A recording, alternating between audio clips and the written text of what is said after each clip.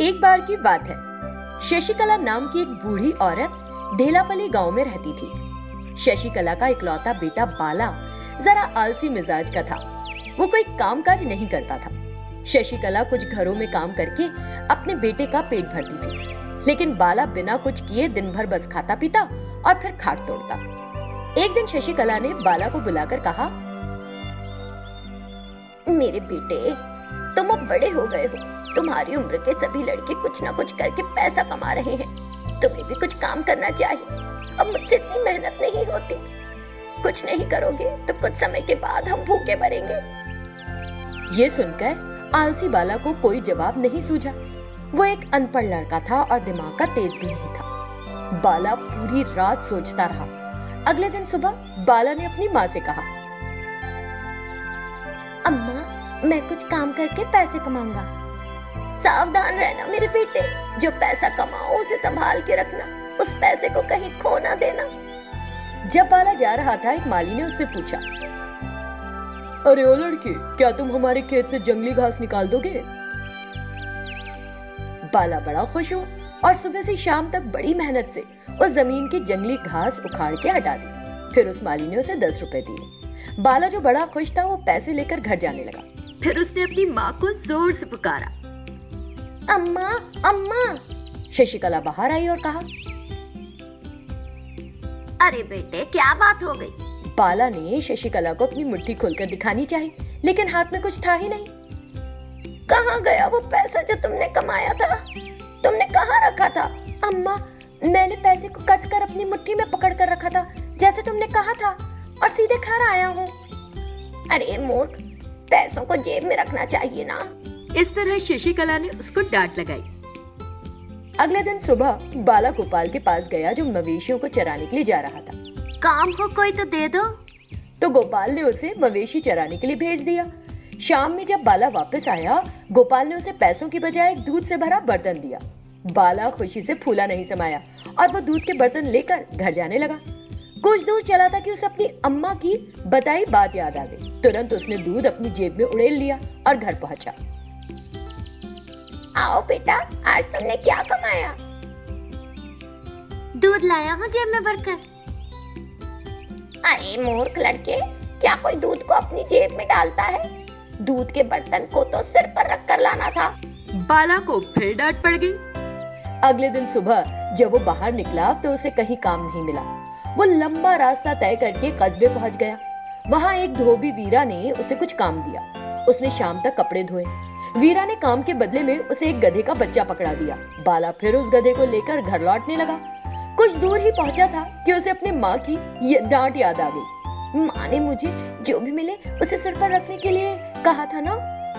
बाला ने उस गधे के बच्चे के आगे और पीछे के पैर बांधे और अपने सिर पर रख लिया और फिर से चलना शुरू कर दिया। जमींदार की बेटी पद्मा ने बाला को अपनी छत से सिर पर रखकर एक गधे को ले जाते देखा, जो अपने पैर जोर जोर से पटक रहा था। दरअसल बात ये थी, जमींदार की बेटी अपनी आवाज खो चुकी थी। जमींदार ने घोषणा करवाई थी कि जो भी उसकी बेटी की आवाज वापस ला देगा, वो उसे 1000 रुपए इनाम में देगा। बाला को अपने सिर पर रखकर एक गधा ले जाते देख पद्मा हंस पड़ी। अरे बाप रे, ये क्या है? क्या अपने सिर पर कोई गधे को रखकर ले जाता है? इस तरह वो चिल्लाते हुए तालियां बजाने लगी। जमींदार ने अचानक अपनी बेटी को बोलते देखा तो बहुत खुश हुआ।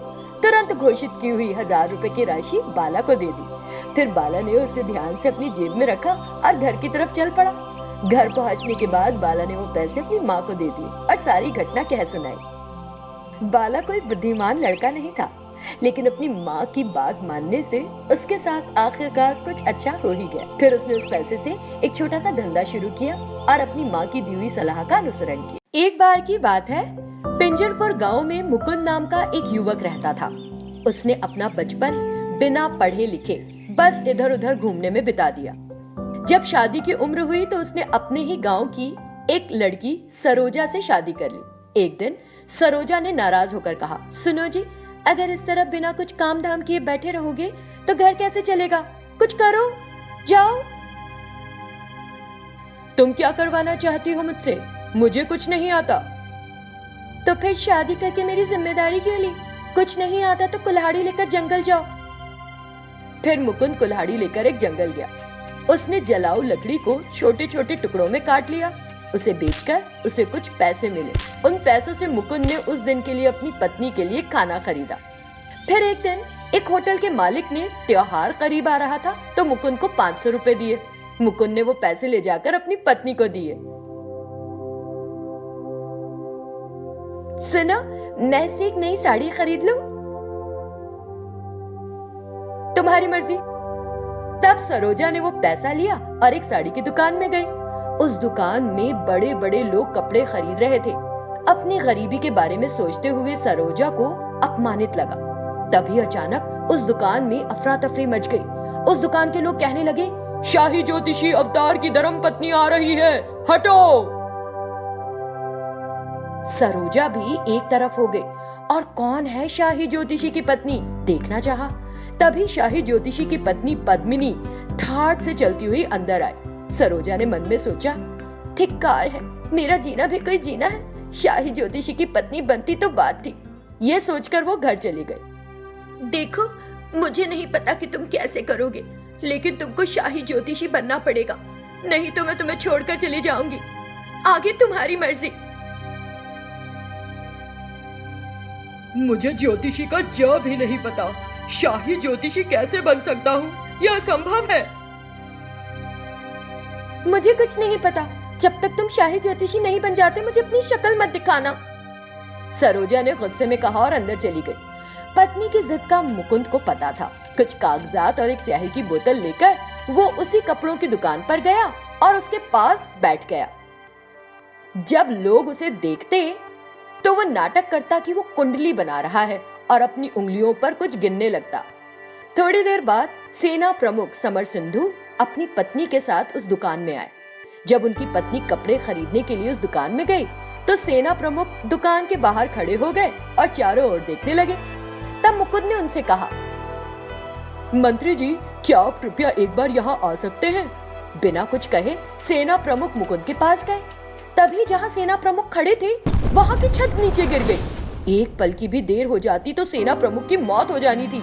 जिन लोगों ने ये होते देखा, वो व्यक्ति एक महान ज्योतिषी लगता है। उसने हमारे सेना प्रमुख की जान बचा ली। तब सेना प्रमुख ने मुकुंद को 100 सोने के सिक्के उपहार के रूप में दिए। मुकुंद बड़ा खुश हुआ और तुरंत घर चला गया। उसने अपनी पत्नी को वो 100 सोने के सिक्के दिए और कहा, ये लो 100 सोने के सिक्के और अपने लिए सोने के आभूषण खरीद लो। मुझे नहीं चाहिए आभूषण वाभूषण। तुम शाही ज्योतिषी बने या नहीं, पहले ये बताओ। मुकुंद हो गया निराश और कहा, अभी नहीं। सरोजा उस पर चिल्लाई, तो फिर मुझे अपनी शक्ल क्यों दिखाई? बाहर जाओ।